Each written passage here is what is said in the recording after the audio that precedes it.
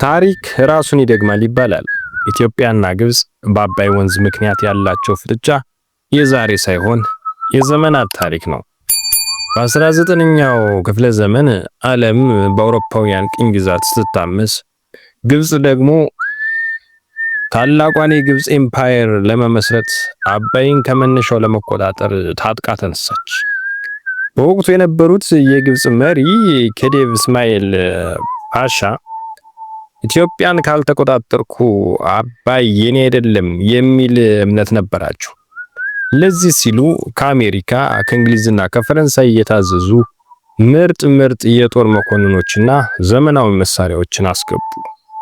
ነገር ግን ያላሰቡት አንድ ነገር የኢትዮጵያውያንን ለሀገር የመሞት ጽናት ነበር። ግብጽ ጦርነቱን የጀመረችው በታቀደ መንገድ ነበር። በምጽዋ በኩል ሰርገው በመግባት የዛሬዋን ኤርትራና የሰሜን ኢትዮጵያን ግዛቶች ለመያዝ ተንቀሳቀሱ። የግብጽ ጦር በወቅቱ የነበረውን እጅግ ዘመናዊ ሪሚንግተን የተባለ ጠመንጃ የታጠቀና በባዕድ ሀገር ዜጎች የሚመራ ነበር።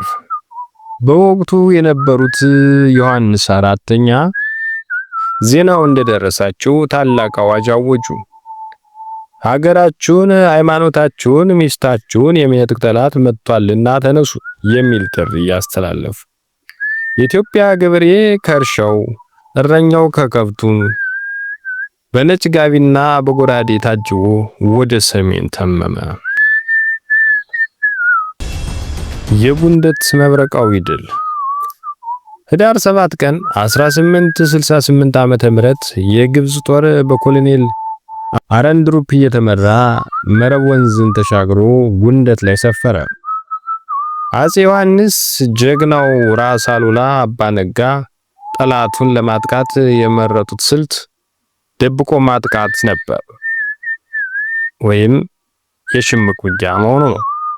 የግብጽ ጦር ገደላ ገደል በሆነው የጉንደት መሬት ላይ መግባቱን ሲያረጋግጡ የኢትዮጵያ ጦር ከያቅጣጫው እንደወረራቸው። ግብጾች ዘመናዊ መሳሪያቸውን ለመጠቀም እንኳን ጊዜ ሳያገኙ በ3 ሰዓት ውጊያ ብቻ ከ2000 የሚበልጡ የግብጽ ወታደሮች ተገደሉ።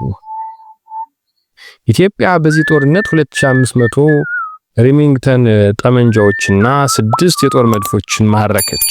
ይህ ድል ለግብጽ ትልቅ ድንጋጤ፣ ለኢትዮጵያ ደግሞ ትልቅ መነቃቃት ሆነ። ግብጽ በመጀመሪያው ሽንፈት አላበቃችም። ይልቁንም ክብሬ ተነካ በማለት በ1868 ዓ.ም መጋቢት ወር በ50,000 የሚቆጠሩ ጦር ይዛ እንደገና ተመለሰች። ጦርነቱ የተካሄደው ጉራይ በተባለ ሜዳ ላይ ነበር። ግብጾች ሰፊ ምሽግ ሰርተውና መድፎቻቸውን ደርድረው መጠባበቅ ጀመሩ። ኢትዮጵያውያን ምሽግ ውስጥ ያለውን ጠላት መውጋት ከባድ መሆኑን ሲያውቁ ከመሸሽ መሞት በሚል መሪ ቃል በድፍረት ተጋፈጡ። ራስ አሉላ የግብጽን ጦር ከመሸሸጊያው አታሎ በማውጣት ሜዳ ላይ እንዲጠጋ አደረገ። በጨበጣ ውጊያ የኢትዮጵያ ጀግኖች ጎራዴያቸውን መዘዙ። ግብጽ በታሪኳ አይታው የማታውቀው ሽንፈት አስተናገደች። ራትብ ፓሻ የተባለ የግብጽ አዛዥ ቆስሎ አመለጠ። ሎሪንግ የተባለው አሜሪካዊ መኮንን ደግሞ የኢትዮጵያውያን ጀግንነት በመጽሐፉ ላይ ለመመስከር ተገደደ። እነዚህ ሁሉ ጦርነቶች ጉንደትና ጉራይ የኢትዮጵያ በአፍሪካ ቀንድ ያላትን የበላይነት ያረጋገጡ ናቸው። በአድዋ ጦርነት ወቅት ኢትዮጵያ የተጠቀመችባቸው ብዙዎቹ ዘመናዊ መሳሪያዎች ከግብጽ የተማረኩ መሆኑን ልብ ይሏል። ግብጽ ለዘመናት የነበራትን የአባይ ምንጭ መቆጣጠር ህልም የኢትዮጵያ ገበሬዎች መና አስቀሩት። ዛሬም ታሪካችንን ስናስብ አባቶቻችን ለሀገር ድንበርና ለክብር የከፈሉትን ዋጋ አንዘነጋም። ኢትዮጵያ በጀግኖቿ ጥረት ሁልጊዜም በነጻነት ትኖራለች። ይህ ታሪካችን፣ ታሪካችሁ የኢትዮጵያውያን ኩራት ነው። በቀጣይ የትኛውን የኢትዮጵያ ታሪክ እንድናቀርብላችሁ ትፈልጋላችሁ? ሐሳባችሁን ኮሜንት ላይ አስቀምጡ። ለዚህ ቻናል አዲስ ከሆናችሁ ሳብስክራይብ በማድረግ ብታበረታቱን ከዚህ የበለጠ መስራት እንችላለን። ሰላም ለኢትዮጵያ ይሁን። ክብር ለምንጊዜም ጀግኖቿ። ይህ ሃሁ ኢንተርቴይንመንት ነው።